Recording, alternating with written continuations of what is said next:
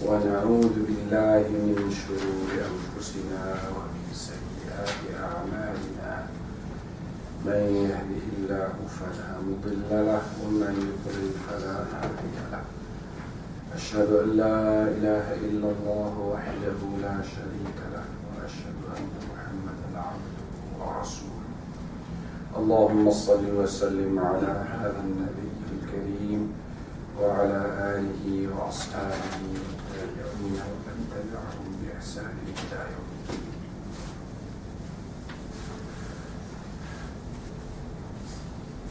Yang saya hormati tuan-tuan, puan-puan yang berbahagia, saudara agama, dan saudara-saudara yang hadirin hadirat sidang jemaah yang dirahmati Allah. Alhamdulillah, pada hari ini kita dapat bersama kembali dalam Fiqhus Sunnah. Kita masih lagi tajuk dalam bab Kitabul Janaiz ni. Tajuk kita adalah, bolehkah mengkebumikan lebih daripada satu orang dalam satu kuburan? Itu yang menjadi petunjuk ulama-ulama dan salafus salih yang berlaku adalah setiap orang dikuburkan dengan dalam satu kuburan. Kalaulah seandainya lebih daripada seorang dikebumikan dalam satu kubur, hal ini adalah kurang digalakkan, melainkan atau tidak menjadi hukumnya jadi makruh apabila merasa susah kalau nak mengkebumikan setiap mayit itu dalam satu kubur. Mana kalau nak terlalu banyak kematian, kalau nak buatkan setiap orang satu kubur, lenguh buat dia. Jadi dalam hal ini bolehlah dibuat berusaha. Ada kesulitan. Sama ada maknanya banyak yang meninggal dunia macam bencana alam, atau makna dia kekurangan orang-orang yang nak menggali kubur, ataupun mereka tak mampu nak menggalikan kubur itu banyak. Dalam hal ini dibolehkan satu kubur dikebumikan lebih daripada satu orang. Dalam keadaan yang seperti ini, yang kita boleh mengkebumikan dalam satu kubur lebih daripada satu orang, dalilnya adalah hadis yang diriwayatkan oleh Imam Ahmad, Imam Tirmidzi dan Imam Tirmidzi menilai hadis ini adalah hadis yang sahih, bahawa orang-orang Ansar datang kepada Nabi SAW saat ingin mengkuburkan korban-korban dalam korban-korban peperangan Uhud. Apa pertanyaan mereka? Ya Rasulullah, kita ni sudah luka-luka dan sudah letih dan penat. Agaknya apakah yang kau suruhkan, maknanya untuk mengkebumikan? Banyak yang luka-luka, yang patah, yang cedera, kemudian dah penat dalam keadaan perang. Ini kerja kita adalah nak mengkebumikan 70 orang sahabat yang korban di dalam peperangan itu. Lalu Rasulullah SAW yahfiru, maknanya gali kubur, wa awsi'u, dan luaskan kubur daripada biasa, wa a'miqu, dan dalamkan. Gali, luaskan, dan dalamkan ruang ini. Wa ja'alur rajulaini was thalatha fil qabr, kamu jadikan, masukkan 2 dan 3 orang dalam satu kubur. Sama ada 2 orang atau 3 orang. Sahabat-sahabat bertanya kembali kepada Nabi, Ya Rasulullah, waktu nak memasukkan, siapakah yang pertama nak dimasukkan kalau 2-3 orang? Lalu Rasulullah dalam hal ini menjawab, aktsaruhum Qur'anan, siapa yang paling banyak hafazan Quran. Mana yang dikenali sahabat ni dah hafal 30 ke 30 mungkin, masa itu belum 12. Ada yang 20 ke, ada dahulukan daripada yang 10. Memang kebanyakan sahabat ya, banyak yang hafaz Al-Quran. Kemudian pengertian hafaz zaman dulu bukan sekedar macam hafaz ke zaman ini. Hafaz itu juga yang banyak hafazan Quran, maknanya ilmunya lebih dalam, pengetahuannya lebih luas. sahabat-sahabat Nabi bukan seperti kita sekarang ni terpisah antara menghafaz dan memahami apalagi nak mengamalkan. Yang paling banyak Al-Quran, bahasa kita paling alim lah di kalangan mereka. Sebab dia maklumat agama kita dalam Al-Quran. Jadi dia banyak hafaz. Apa masalah panduan bagi sahabat Al-Quran?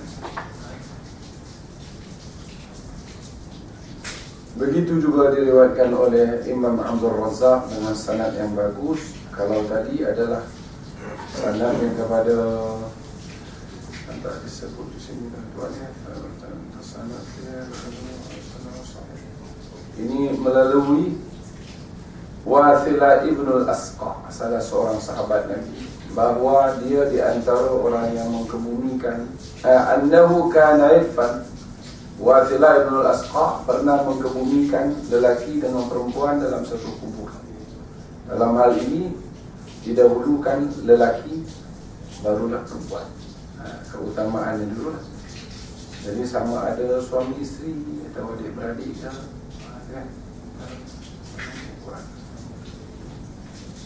Ya, kadang-kadang orang meninggal dalam aksiden atau meninggal dalam satu keluarga, kemalangan musibah, bencana, banyak.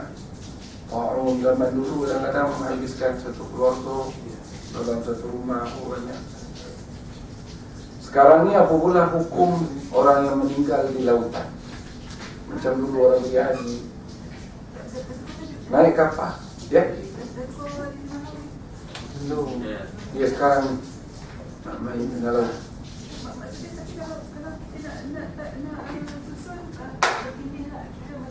Oh, yang tadi tu? Nah, bukan tadi. Tak tadi.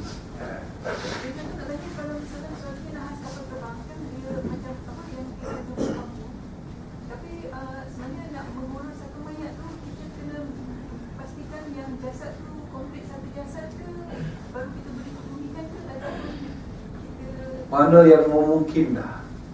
Kalau anda kata jasad apa kecai, apa yang ada lah kita kebumikan. Bukan nak nunggu komplit dah. Terkecuali kalau orang tu hari tu kawan saya tanya, orang tu dia kencing manis potong kaki dia. Kata saya jangan dimakan anjing pula. Nak letak belakang rumah tu pokok pisang tu, tak, dia bukan ukuran manusia. Orang masih hidup itu bukan hukum. Terkecuali orang mati tak didapati melainkan kaki dia. Itu kena kita selenggara seperti selenggara jenazah itu. Dia beza kan? Itu saja.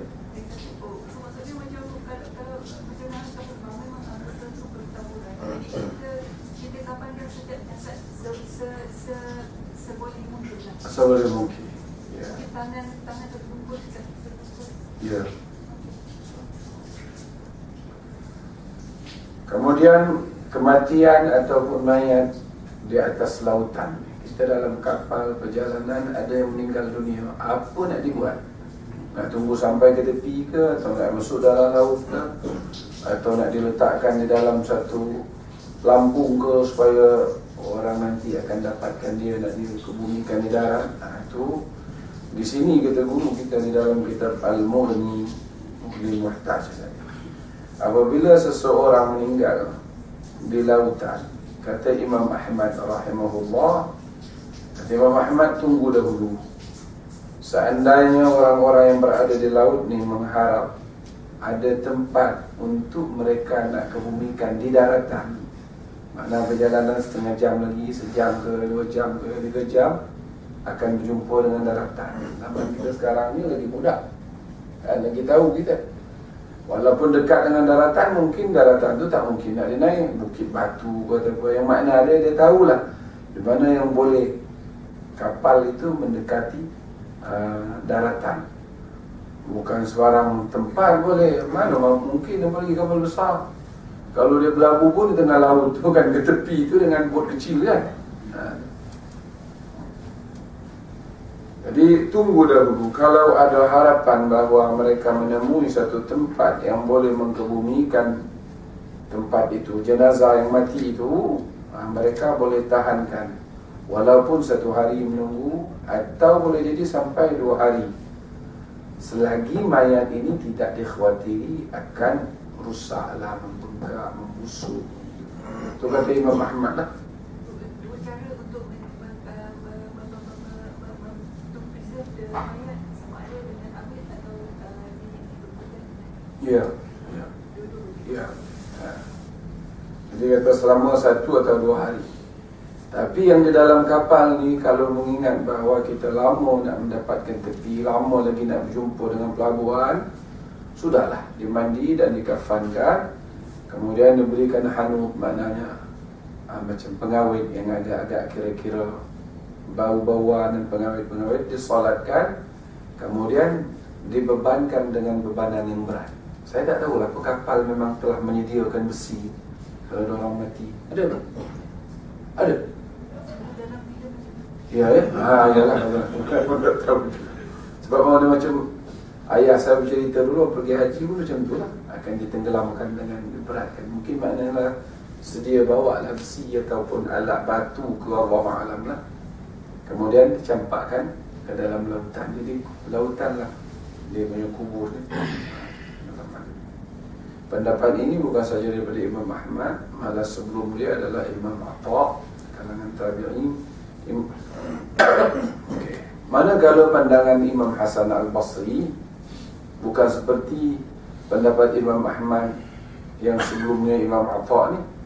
Kata dia, jenazah itu dibiarkan di dalam zimbil. Zimbil ni macam kantong lah, ataupun bahasa kita kantong lah, supaya nak kita hanyutkan nanti kelak. Kemudian dicampakkan ke lautan. Dan tu harapan dia, kalau nanti ada orang nak menemuinya, bawalah ke tepi, dikuburkan di tepi. Tu mengikut. Manakala Imam Syafi'i menyebut diikat orang meninggal ni di antara 2 kayu atau 2 papan atau pelampung lah, supaya maknanya laut membawa dia ke tepi, maknanya gelombang-gelombang bawa dia ke tepi. Boleh jadi nanti ada orang yang akan menemuinya dan akan mengkebumikannya. Dan kata Imam Syafi'i, kalau ada kata yang dibuat oleh Imam Ahmad, kata Imam Ahmad dan Imam Atha sebelumnya, memang kita beratkan, ditenggelamkan ke dalam lautan, itu juga tidak menjadi satu dosa. Lalu tapi kata Imam Syafi'i, bukan Syafi'i, titik tu tadi, guru kita berpendapat pandangan yang pertama tadi adalah lebih tepat. Jadi di antara 3 qaul ni, sama ada dimasuk dalam plastik, dalam kantong, atau ditimbulkan dia supaya dibawa laut ke tepi, atau dia ditenggelamkan ke dalam lautan. Itu yang sebenarnya yang lebih afdal, yang lebih bagus adalah pendapat yang pertama. Sebab tujuan kita nak mengkebumikan, supaya kita nak menutupkan jenazah ini tidak lagi terbiar ada pada kita, sama ada di dalam bumi ke atau di dalam laut. Kita dah masukkan dalam laut, letakkan dengan pemberat, maknanya selesai lah. Sama lah dengan kita mengkebumikan. Mana kalau kita letakkan di antara 2 pelampung, atau kita letakkan yang kata Imam Hasan Al-Basri di dalam plastik, nanti sama ada dia tenggelam atau apa, ini boleh jadi sampai ke tepian mayatnya dah hancur, dah rosak. Boleh jadi burung yang makan dah koyak-koyak, nampak lagi dia punya aurat dia. Jadi apatah lagi bagi hanyut-hanyut kepada kaum musyrikin, bukan orang Islam. Tengok pula jenazah orang Islam, lagilah tak ada guna mungkin dia kan nak buat kan. Jadi yang lebih aulanya adalah kalau ada orang meninggal di lautan, diberatkan sajalah. Terkecuali kita harap dah dekat dah tepi, 5-6 jam lagi besok sampai ke, bolehlah. Sebab tidak menjadi dosa kita nak mengkebumikan dengan ditenggelamkan orang itu di dalam lautan. Itulah dia punya kuburnya. Saya ingat banyak berlaku kan, yang kalau di zaman sahabat tu, siapa yang meninggal di lautan? Abu Ayyub Al-Ansari meninggal di atas laut tu. Bukan Abu Ayyub di meninggal di Turki itulah. Atau apa lagi, seorang sahabat meninggal, seminggu baru sampai ke tepi, tapi jasadnya tidak berubah. Itu lain lah. Allahu a'lam. Di dalam internet baru ni katanya jenazah yang ke-40 yang peristiwa Asia tu, yang dia cakap juru teknik dia tu kan, ada yang pun tak betul, tak. Kadang-kadang yang laman webnya pembohong. Satu, spekulasi. Dua, katanya nama budak tu Saiful Rahman, juru teknik. Kemudian bila didapati jasad ni belum rusak lagi lah. Pakaiannya pun juga tidak rusak. Ya atau tidak, Allah alam. Kalau benar cerita tu, mudah-mudahan sebagai cerita baik, tanda mudah-mudahan orang tu baiklah, insya-Allah. Yang kita harapkan. Ada baca? Ada? Ada baca kan? Tidak tahu. Hari itu bukan main saya cakap kenaan dengan 10 orang atau satu keluarga meninggal di Kuala Kerai. Polis menafikannya tidak. Bukan main. Apa kerja? Jangan cepat-cepat. Saya padahal dan menasihat orang jangan terburu-buru dan cepat-cepat. Tapi benda tu nampak macam berita bukan saja dalam web. Awal ni pun ada tak? Iya, TV pun dah siarkan. Allah faham. Jadi yang lagi akbalnya macam itulah. Kalau ada diharapkan tepian sudah dekat, apalagi zaman kita sekarang tahu, tunggulah ke tepi. Atau makna dia yang tadilah, kita 4 hari lagi sampai. Tapi ada peti sejuk zaman kita sekarang ni, masuk peti sejuk untuk mayat tak apa. Kalau peti sejuk dekat ikan, tak nak lagi orang makan ikan ni. Letak dekat ikan, dekat daging, habis lah. Atau maknanya ada pengawet lah. Boleh, insyaAllah. Kemudian, ya. Tanpa antar tu dia tak minum orang kata dia buang ke laut tak? Tak ada lagi kubur tu. Di atas tu, dia tak dimasuk dalam bumi, di atas kubur. Atas kuburan tu tak? Kamar atas tu. Atas kubur tu. Atas, dekat atas tu lah. Dia tak dimasukkan ke dalam tanah terima. Allahu a'lam. Ada juga dulu cerita di tempat saya, ada salah seorang raja-raja dulu macam itu juga. Dengan cerita dia agak menakutkan. Bila dimasukkan ke dalam kubur tu, dia timbul balik lah, naik balik. Jadi bila demikian, keluarganya biarkan macam itu sajalah. Akhirnya menjadi batu. Kata dia tak. Kalau jadi batu, zaman sekarang orang boleh tengok benda tu kan. Allah Allah. Yang kemudian konon cerita dia, pokok-pokok yang kat sana semua mati. Semua mati. Jadi macam padang luas lah. Sebab kata dia raja tu terlalu zalim. Kalau mana-mana orang di daerah dia tu, siapa lelaki baru kahwin dengan isterinya, jangan dulu isteri itu nak bersama suami. Sama dia dulu. Dia sebagai penggunting kita dia. Barulah suami dia. Allahu a'lam ya atau tidak. Cerita tu betul atau tidak dari mulut ke mulut lah. Tapi kalau nak cari tempat tu, saya tahulah tempatnya. Tapi nak cari kubur raja tu ada atau tidak, Allahu a'lam. Kalau cerita tu begitu clear, tapi kenapa orang tak pergi tengok? Kalau betul ada, tak masuk museum ke? Kadang-kadang tu banyak cerita-cerita saja lah. Okey tuan-tuan, ini ada hadis yang Rasulullah SAW meletakkan daun kurma, pelepah kurma yang lagi ada daun tu di atas 2 kuburan. Apakah ini dijadikan tasyri'? Makna jadi kita ikut sampai hari ini. Kalau ada orang meninggal, letakkan maknanya pokok hidup di situ atau tidak perlu. Guru kita di sini menyebut syarak tidak menyuruh kita meletakkan daun kurma ke atau apa pun daun, begitu juga bunga-bungaan di atas kuburan. Itu tidak ditasyri'kan, tidak disuruh kita. Adapun hadis yang sahih diriwayatkan oleh Imam Bukhari dan lain-lain, sanadnya sampai kepada Abdullah bin Abbas. Suatu hari Nabi lalu di atas kuburan, di atas 2 kuburan. Lalu Rasulullah SAW beritahu, orang 2 di dalam kubur ini yu'adzabani, tengah disiksa. wa ma yu'adzabani fi kabir. Dan kedua-duanya disiksa bukan pula pada perkara yang besar.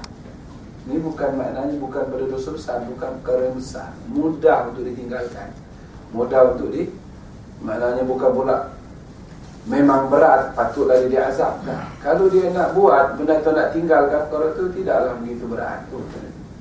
Amma hadha, adapun salah seorang, tunjuknya salah satu ini orang ni, fakana la yastanzihu minal baul, dia adalah tidak menjauhkan daripada kencing. Maknanya kalau dia buang air kecil tidak bersih. Kita khawatirkan kadang-kadang bagi lelaki pula kencing berdiri.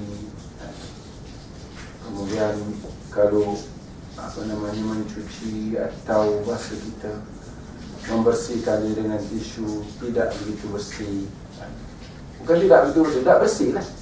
Masih kadang tu cocok-cocok lagi kan tu. Dia tak ada penyakit, tak ada apa, kita solat dekat dia sebau tandas, sebau kencing. Maknanya adalah melekat pada badannya macam tu. Jadi orang yang tidak menjauhi maknanya tidak beristinja dengan baik. Jangan pula tuan-tuan dengan perempuan kita pula kalau macam ni nak was-was pula duduk setengah jam tu tak. Ya? Kita tak boleh was-was macam tu. Kalau ada setengah dalam tu melompat-lompat lah, dehem lah, tu. Dah tu. Tuan-tuan tarik nafas panjang, nafas pendek tak perlu. Buang air biasa lah. Okay. Andai kata ada menetes lepas tu, tengoklah kalau jadi kebiasaan, jangan pedulikan. Jangan pedulikan, teruslah begitu. Kalau dia main sekali-sekala, kita tak tus, kalau boleh jadi lama menahan kencing, kemudian kita kencing, boleh jadi tak tus masa tu kan. Tu kena tunggulah. Ini tak, memang sudah jadi kebiasaan, lepas tu sunnah, jangan pedulikan. Islam melarang kita was-was macam tu. Kalaupun ada, kalaulah jadi kebiasaan macam silsilatul baul tu, Allah maafkanlah, berubuklah. Kecuali ketara sangat bau, itu makna dia ada benda dia. Tapi ingat kita kena memang bila buang air tu betul-betul lah. Jangan kita tengok kadang-kadang tu, saya tengok macam tayamum saja. Ada makhluk Allah, dia nama istinja ni macam tayamum. Maksud saya tuan-tuan, dia ambil air tu dikit je. Kata saya macam tayamum lah. Atau macam sapu kepala. Kan kalau sapu kepala bukan ada air kan. Sapu macam tu. Saya tengok dia ambil air macam tu je. Lah, macam mana makna dia? Makna dia menyapu kepala je. Kan? Kita ni yang boleh menyapu kepala, tangan cuci, kaki cuci kan. Macam tu juga kemaluan kena cuci, bukan disapu. Saya tengok tu dia menyapu, nampak tak ada tempat dia kan. Jadi kena basuh lah. Kena basuh tu maknanya ada air ni, kena basuh. Jangan sampai was-was sajalah. Kemudian ada pun yang ini, makna yang kedua kata Nabi, fakana yamshi bin namimah. Dia adalah mondar-mandir kesana kemari dengan mengadu domba, mengadu cakap orang ni pada orang ni. Itu namimah. Bahasa kita buat fitnah. Namimah ni lebih kurang Bahasa Melayu buat fitnah. Sama ada buat fitnah dulu memang mengadu domba antara orang, atau menulis, atau macam tu, namimah lah nama dia. Bahasa Melayu lebih kurang Melayu kita buat fitnah, mengada-ngada cakap, atau mengadu domba cakap orang ni, cakap orang ni. Suka melagu-lagukan orang, itu namanya namimah. Orang tu namanya namam. Okay. Lalu Rasulullah minta, maknanya pelpa kurma yang masih hijau, lalu Nabi belah dua. Satu Nabi letak sini, kemudian satu Nabi letak sini, Nabi kacakkan. Apa Rasulullah seraya menyebut, la'allahu yukhaffafu anhuma ma lam yalbasa. Mudah-mudahan, maknanya pelpa ini, orang ini akan diringankan daripada azabnya selagi dia ni belum kering. Tengok ni, Apa kata Imam Al-Khattabi di dalam menguraikan hadis ini? Adapun Nabi mencacakkan sebelah berpakumu di antara dalam dua kubur ni, yang Nabi sebutkan mudah-mudahan dia akan diringankan azab dari mereka berdua selagi dia belum kering.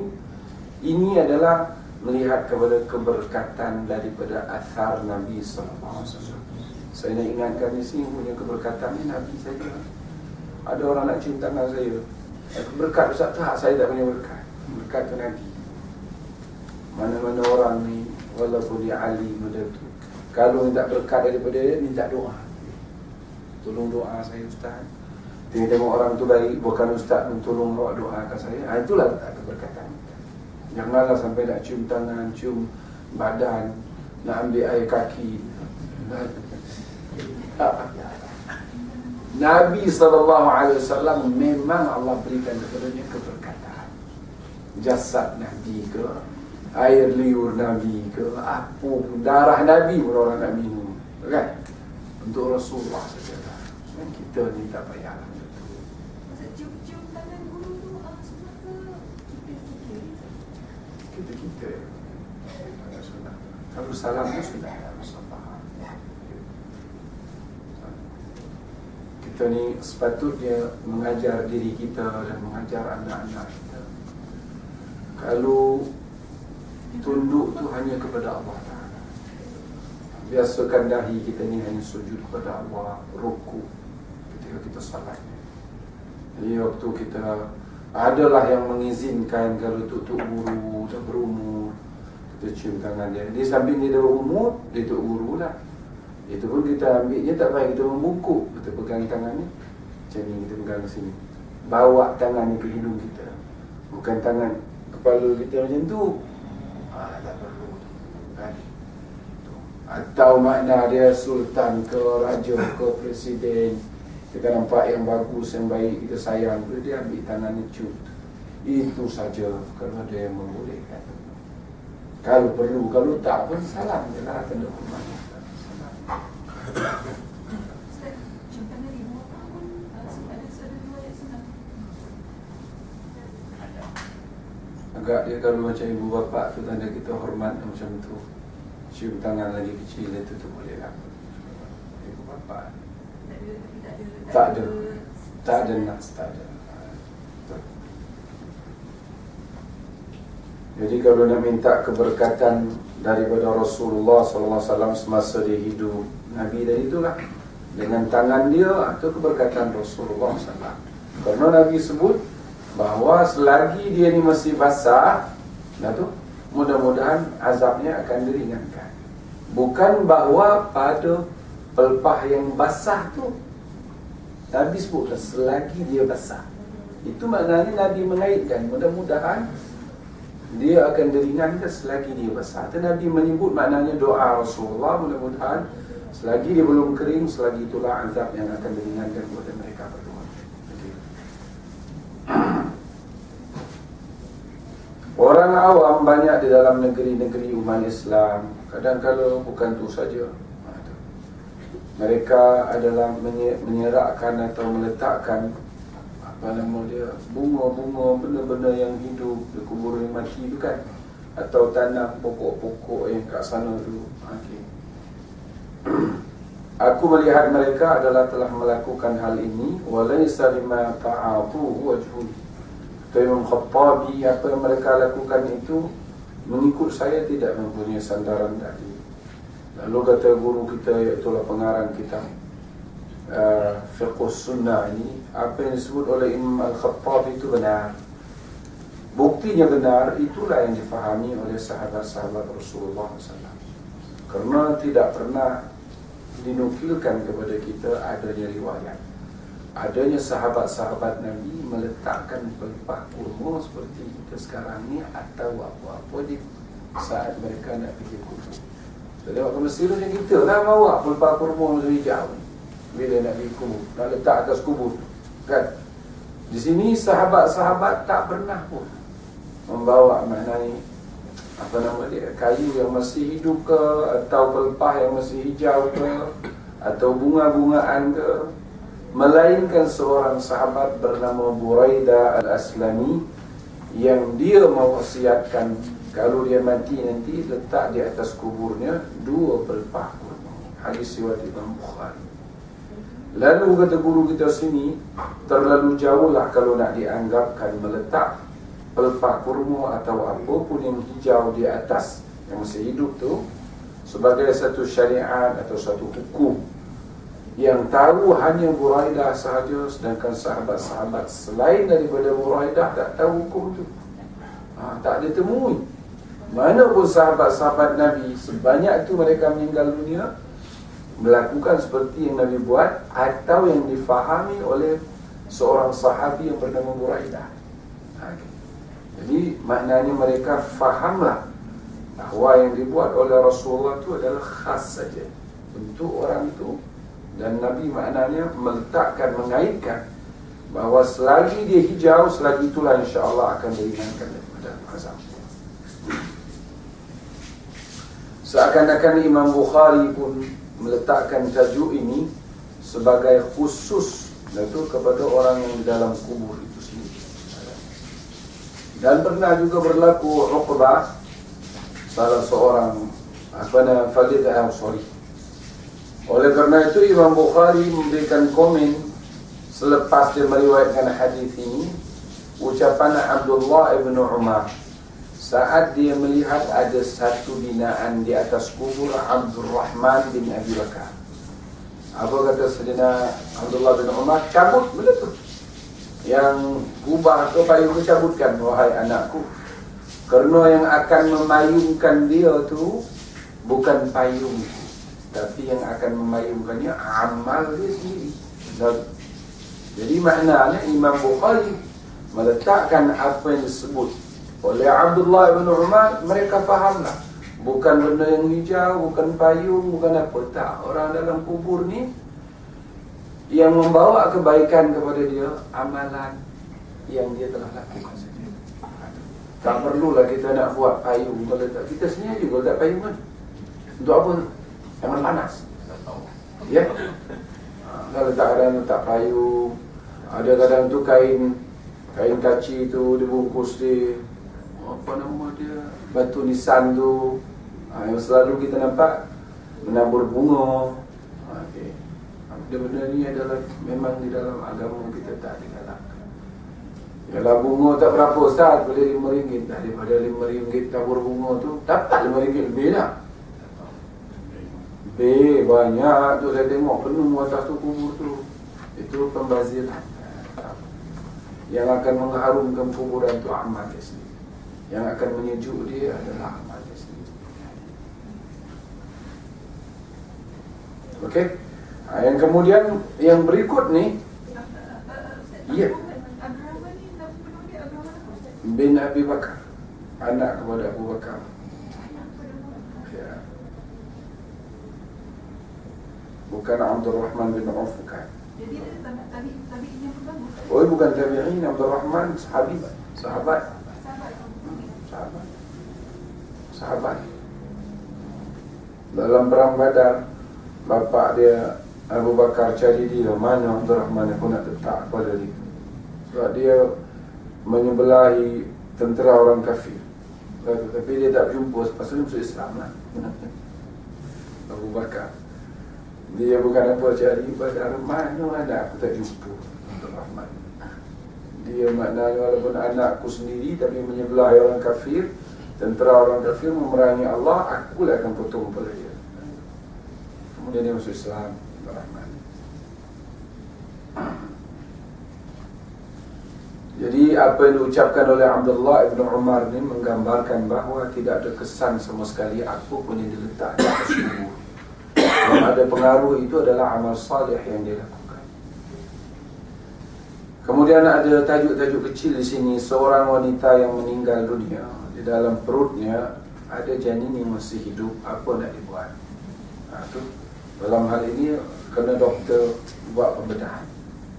Tak boleh nak mengkebumikan ibu yang meninggal mengandung anak masih hidup dalam tu berdosa. Itu membunuh lah. Keluarkan anak. Ini berlaku tuan-tuan, ada dulu namanya Ibnul Mayyin, tak silap saya. Zaman dulu ada seorang ulama atau ia tak silap saya, nama dia bukan Ibnul Mayyin, maknanya anak kepada Mayyin. Dia ditemui di dalam kubur situ, bukan kubur kita kat sini. Kubur kan negeri Arab tu dia buka-buka je kan. Ada dengar baby nangis. Pokoknya baby tu keluar sendiri daripada mak dia. Tu dengar cerita tu. Hidup budak tu. Ya, zaman dulu mungkin orang tak terasa bila meninggal, tak nampak gerak-gerik dalam perut. Ingatkan anak tu meninggal, mungkin waktu mak dia meninggal budak tu tidur. Bima 'allamtana wa 'allimna ma yanfa'una waghfir lana warhamna warham mautana wa mautal muslimin waghfir lana